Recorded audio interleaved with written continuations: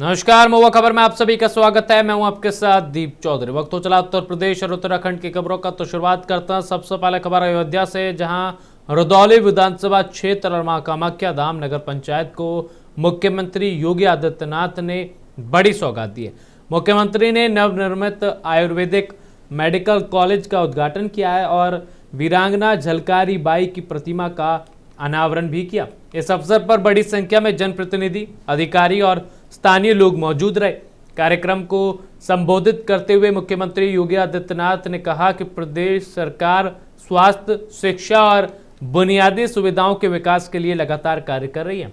Ayurvedic medical college की शुरू होने से क्षेत्र के लोगों को बेहतर स्वास्थ्य सेवाएं उपलब्ध होंगी, साथ ही चिकित्सा शिक्षा के नए अवसर भी मिलेंगे। मुख्यमंत्री ने झलकारी बाई के योगदान को याद करते हुए कहा कि उनका जीवन साहस, पराक्रम और देशभक्ति का प्रतीक है। उनकी प्रतिमा आने वाली पीढ़ियों को प्रेरणा देने का कार्य करेगी। कार्यक्रम में जिला पंचायत अध्यक्ष रोली सिंह भी मौजूद रहे। स्थानीय लोगों ने मुख्यमंत्री द्वारा क्षेत्र को दी गई सौगात का स्वागत किया।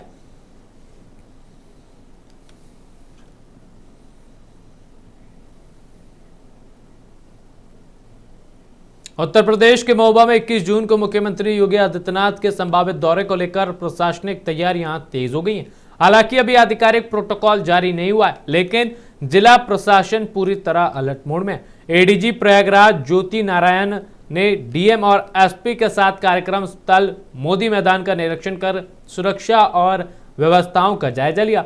मैदान में टेंट, हेलीपैड और अन्य आवश्यक व्यवस्थाएं युद्ध स्तर पर तैयार की जा रही हैं। अधिकारियों को तैयारियों में किसी भी तरह की लापरवाही न बरतने के निर्देश भी दिए गए हैं।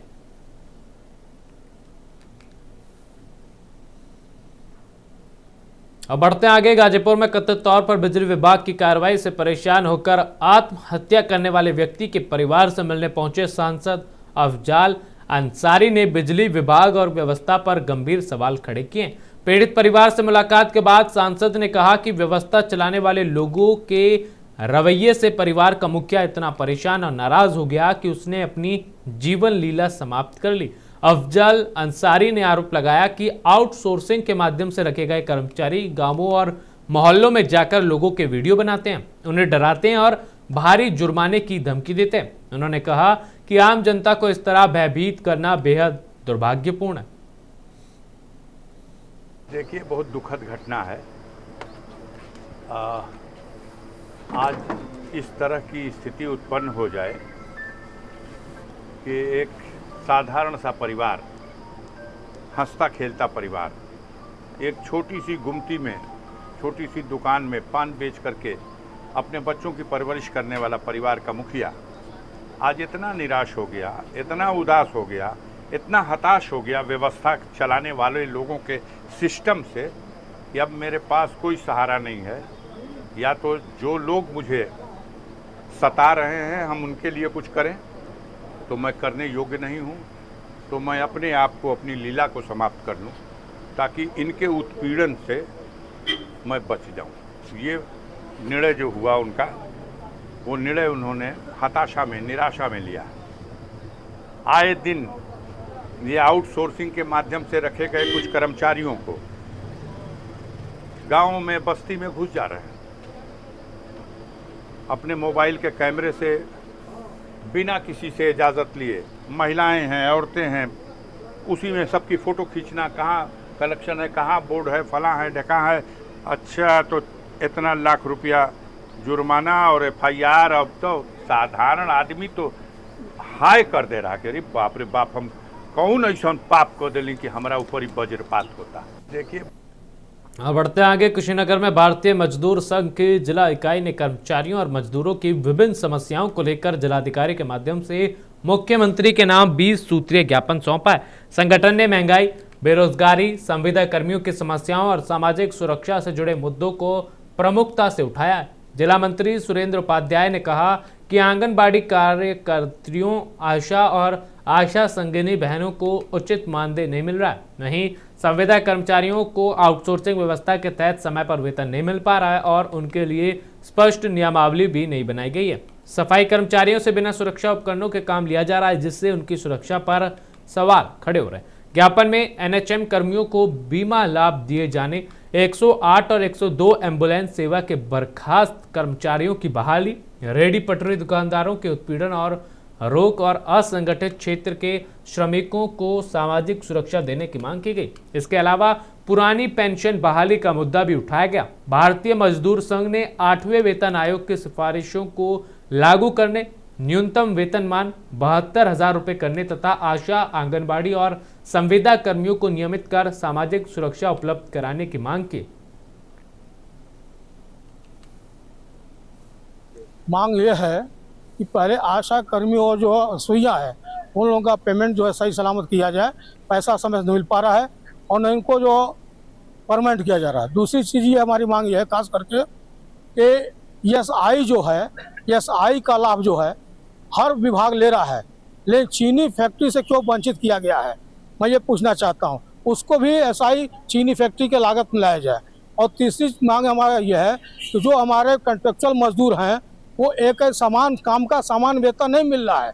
उसी काम पर 30,000, 20,000 और उसी पर 15,000 रुपये के आदमी काम कर रहा है। या उसको जांच करा करके और कम से कम उसका सामान्य काम का सामान्य वेतन दिया जाए। हम लोगों की मांग यह है कि भारतीय मजदूर संघ अपने तत्वाधान में यह करने जा रहा है कि जितने भी जिले की संस्थाएं हैं जिसमें जो असंगठित और संगठित मजदूर काम कर रहे हैं उनका वेतन जो एक ऐसा हो जिससे जो है मतलब उनको सम्मानजनक जीवन जीने का मतलब आधार मिल सके। ये सूक्ष्म वेतन पा करके वह कर्मचारी जो है अपने आप को बेचित महसूस कर रहे हैं, जिससे उनका परिवार चलना, भरण पोषण करना मुश्किल हो जा रहा है। और इसमें जो हम जो है भारतीय मजदूर संघ के जिला मतलब उपाध्यक्ष रामकोला पंजाब मिल के हैं। और मैं यह कहना चाहता हूँ मेरे फैक्ट्री में अभी तक SI लाइन लागू किया गया है जिससे मेडिकल की सुविधा नहीं मिल पा रही है हमारे कर्मचारियों को, और न ही हमारे कर्मचारियों में वेतन समान रूप से लागू किया जा रहा है। जो मजदूर ठीके के तरफ के जो संविदा पे काम कर रहे हैं उनका वेतन जो है औने पौने दाम दिया जा रहा है, उनको 10,000 5,000 रखा जा रहा है। वहीं पर हमारे जो ब्रिजबोर्ड कर्मचारी है उनको भी उपेक्षित किया जा रहा है और उसी में ट्रिपल में काम करने वाले जो कर्मचारी उनको 50,000 60,000 लाख 2 लाख सैलरी दिया जा रहा है। ये एक ही फैक्ट्री में, एक ही संस्था में तमाम तरह की असमानताएं फैली हुई है। इसको मैनेजमेंट ठीक करके इसको सही करे और सबको एक सम्मानजनक वेतन दे जिससे सबकी जीविका। मांग ये है कि पहले आशा। बढ़ते हैं आगे। लखनऊ में आयोजित भगवान परशुराम कथा अब धार्मिक आयोजन से आगे बढ़कर राजनीतिक चर्चा का विषय बन गई है। मोहनलालगंज के ममेरा स्थित APS स्कूल के उद्घाटन अवसर पर भाजपा नेता शिव प्रकाश मिश्रा सेनानी द्वारा आयोजित इस कथा में भाजपा के कई बड़े ब्राह्मण चेहरे शामिल हुए। कार्यक्रम में पूर्व मुख्यमंत्री और राज्यसभा सांसद दिनेश शर्मा, पूर्व मंत्री पंडित सुनील भराला, भाजपा युवा मोर्चा के उपाध्यक्ष रोहित मिश्रा समेत कई नेता मौजूद रहे। दिलचस्प बात यह रही कि जिस दिन समाजवादी पार्टी ने ब्राह्मण समाज को लेकर बैठक की, उसी दिन शाम को आयोजित परशुराम कथा ने राजनीतिक हलकों में नई चर्चा छेड़ दी। इस दौरान दिनेश शर्मा ने कहा कि भगवान परशुराम की कथा सर्वजन की व्यथा को दूर करने का संदेश देती है। जी, हम यहाँ पे शिक्षा का संचालन करने जा रहे हैं, ये हमारे लिए बहुत गौरव की बात है। और ये मेरा कहीं ना कहीं सपना भी था कि हम शिक्षा जगत में एक अपना नाम करें।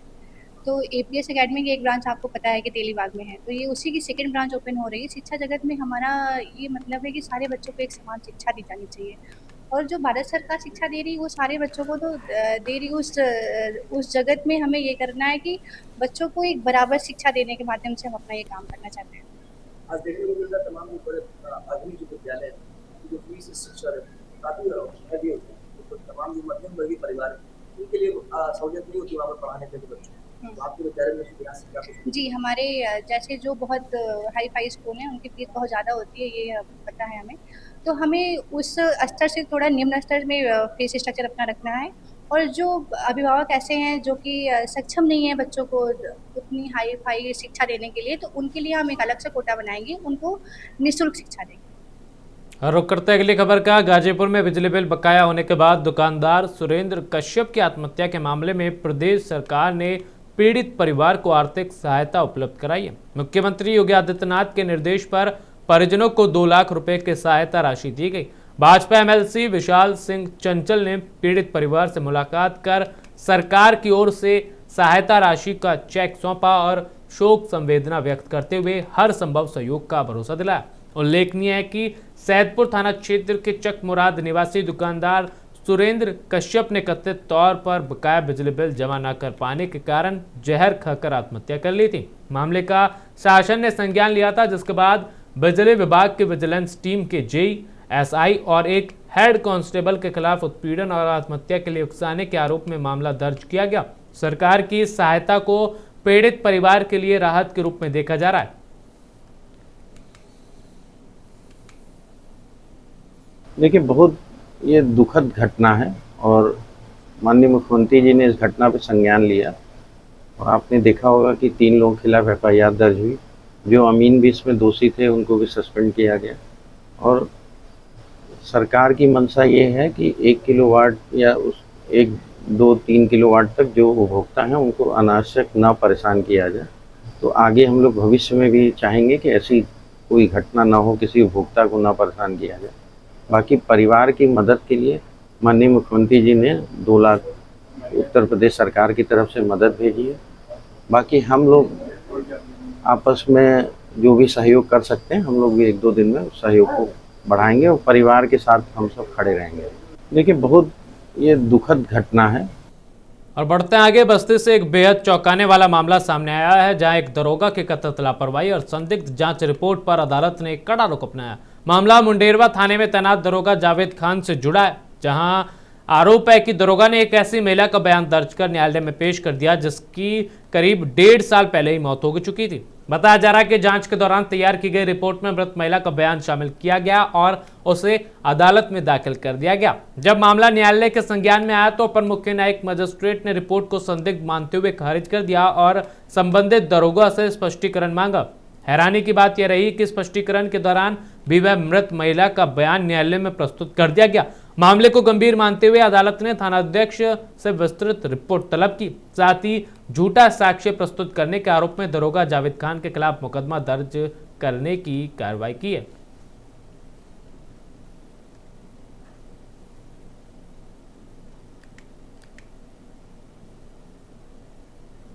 और बढ़ते आगे, रायबरेली के लालगंज क्षेत्र से कथित भ्रष्टाचार का एक मामला सामने आया जिसने प्रशासनिक कार्यप्रणाली पर सवाल खड़े कर दिए। ग्राम नुनेरा निवासी अंजनी कुमार कुशवाहा जिलाधिकारी कार्यालय पहुंचे और पूर्व ग्राम प्रधान के कार्यकाल में लगभग 70 लाख रुपए के घोटाले का आरोप लगाया। अंजनी कुमार का दावा है कि वे वर्ष 2020 से लगातार इस मामले की शिकायत कर रहे हैं। उनका कहना है कि अब तक 4 बार शपथ पत्र देकर शिकायत दर्ज कराई जा चुकी है, लेकिन 6 वर्ष बीत जाने के बाद भी जांच पूरी नहीं हो सकी और न ही किसी प्रकार की कोई ठोस कार्रवाई हुई है। सर, इसमें जो है हम लगातार अधिकारियों को ठोस सबूत दे रहे हैं, एफिडेविट शपथ पत्र के साथ कागज दे रहे हैं। लगातार उनको जो हमसे साक्ष्य मांगा जा रहा है कि ग्राम सभा में ये भ्रष्टाचार हुआ है, सरकारी ज़मीनें अभी तक कब्जा मुक्त नहीं हैं, इस संबंध में लगातार हम ठोस जवाब दे रहे हैं। आज भी हम 70 लाख रुपए का रिकॉर्ड जेब में लेकर जो घूम रहे हैं कि पूर्व प्रधान के द्वारा योगी जी के राज में भ्रष्टाचार हुआ है। क्यों अधिकारी इस पर लगाम नहीं लगा पा रहे हैं, क्यों अभी तक कार्रवाई नहीं हो पा रही? सर, इसमें यही कि कहीं में कहीं जिम्मेदार अधिकारी जो योगी जी जिन पर देश या जिला संभालने की कमान संभाले दिए हुए हैं, कहीं में कहीं वो अधिकारी इसको नज़रअंदाज कर रहे हैं और हम जैसे छोटे छोटे लोगों के ग्राम सभाओं में बड़ी बड़े कांड हो रहे हैं, बड़ी बड़ी घटनाएं हो रही हैं और अगर कहीं ऐसे छोटे छोटे मामलों को बड़े अधिकारी संज्ञान में ले लें तो शायद आने वाले समय में या जो हमारे यहाँ घटनाएं हो रही हैं इन सब चीज़ों पर लगाम लग। और बढ़ते आगे, लखनऊ में सिंचाई विभाग के अधिकारियों पर गंभीर लापरवाही और प्रशासनिक गड़बड़ी के आरोप सामने आए। आरोप है कि विभाग के एक अधिकारी ने जो है एक सरकारी बिल्डिंग पर पहले अतिक्रमण बताकर नोटिस चस्पा कराया और दीवारों पर लाल रंग से निशान भी लगवाए। बताया जा रहा है कि यह कार्रवाई नूजल भूमि को लेकर की गई थी, जिसे सिंचाई विभाग अपनी संपत्ति बता रहा था, लेकिन बाद में स्थानीय स्तर पर सवाल उठने और खबरें सामने आने के बाद यह नोटिस अचानक हटा दिया गया, जिससे पूरे मामले पर लेपापोती के आरोप लगने लगे। इस विवाद के केंद्र में वह जमीन भी बताई जा रही है जिसे कभी माफिया मुख्तार अंसारी से खाली कराकर लखनऊ डेवलपमेंट अथॉरिटी ने अपने कब्जे में लिया था और वहां गरीबों के लिए आवासीय फ्लैट भी बनाए गए थे।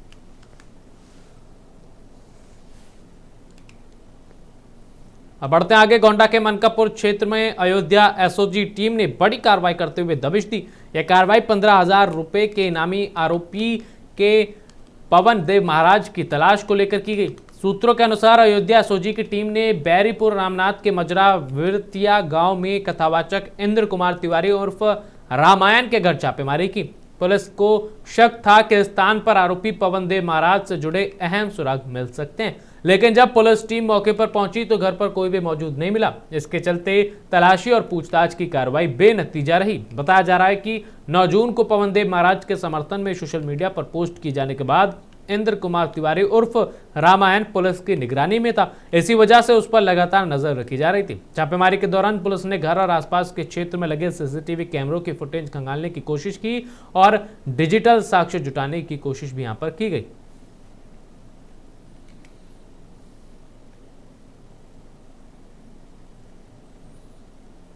अब बढ़ते हैं आगे। हापुड़ में पुलिस और बदमाश के बीच देर रात मुठभेड़ हो गई। यह कार्रवाई थाना हापुड़ देहात और थाना हापुड़ नगर के संयुक्त पुलिस टीम द्वारा चेकिंग के दौरान की गई।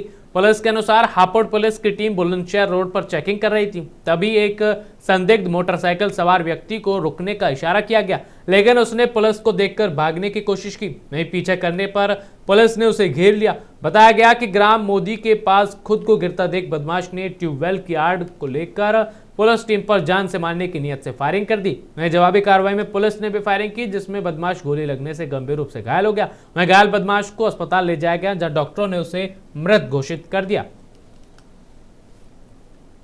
12:30 बजे करीब हमारी पुलिस कोतवाली नगर पुलिस की टीम बुलंदशहर रोड पर चेकिंग कर रही थी। उस दौरान एक संदिग्ध व्यक्ति मोटरसाइकिल से आते हुआ दिखा। उसको रोकने पर बाइक घुमा करके वह व्यक्ति पुलिस पार्टी को चकमा देखते हुए भागने की कोशिश किया। पुलिस पार्टी ने उसका पीछा किया और कोतवाली नगर टीम द्वारा फ्लैश किया गया मैसेज, जिससे हमारे थाने जनपद हापुड़ के अन्य थाने सक्रिय हुए और कोतवाली नगर की टीम बदमाश का पीछा करते हुए लगातार आगे बढ़ रही थी। साथ ही साथ बदमाश जाकर के बुलंदशहर रोड पर सादिकपुर गांव की तरफ जाने वाले रास्ते पर मुड़ गई। और बढ़ते आगे। सीतापुर के रामपुर मथुरा क्षेत्र में सम्राट अशोक द्वार को लेकर चल रहे विवाद के बीच सियासत गर्मा गई है।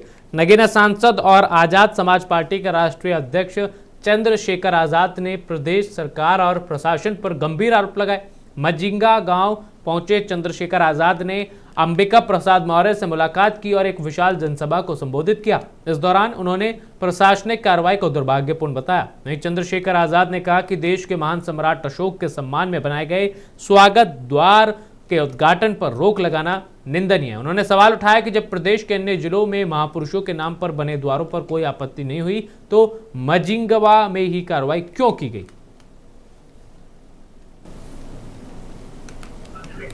पहले बात तो कल रात को 11:40 मैं घटना कैसे पहले की पूरी प्रक्रिया को आपको बताया। भाई साहब अंबिका मौर्य जी जो इस गाँव के प्रधान है और एक ऐसा परिवार है जिसने राज सेवा और क्षेत्र की सेवा में हमेशा खुद को आगे रखा। कैसे उनके जो दादाजी थे वो स्वतंत्रता संग्राम सेनानी सदैव मन बहादुर मौर्य, उनके परिवार के लोगों ने 1 एकड़ जमीन विद्यालय बनाने के लिए भी सरकार को यहाँ एक 200 एकड़ जमीन का कत्ल हो जाता है। बढ़ते आगे। उत्तर प्रदेश के महाराजगंज में विदेश में नौकरी दिलाने के नाम पर चल रहे एक इंटरव्यू सेंटर पर पुलिस ने बड़ी कार्रवाई की। एसपी के निर्देश पर सीओ सदर के नेतृत्व में पुलिस टीम ने सदर थाना क्षेत्र के सतभरिया स्थित Dyson training and test centre पर छापेमारी की। यहां रूस, ओमान और दुबई में नौकरी दिलाने के नाम पर अभ्यर्थियों का इंटरव्यू लिया जा रहा था। पुलिस के अनुसार यह गतिविधि बिना प्रशासनिक अनुमति के संचालित की जा रही थी। वहीं छापेमारी के दौरान भारी मात्रा में पासपोर्ट, दस्तावेज और इलेक्ट्रॉनिक साक्ष्य बरामद किए गए। मौके पर मौजूद लोगों को पूछताछ के लिए थाने लाया गया। पुलिस पूरे मामले की जांच कर रही है कि बेरोजगार युवाओं के आर्थिक शोषण या धोखाधड़ी का कोई नेटवर्क तो नहीं चल रहा था। वहीं जांच पूरी होने के बाद आगे की वैधानिक कार्रवाई की जाएगी।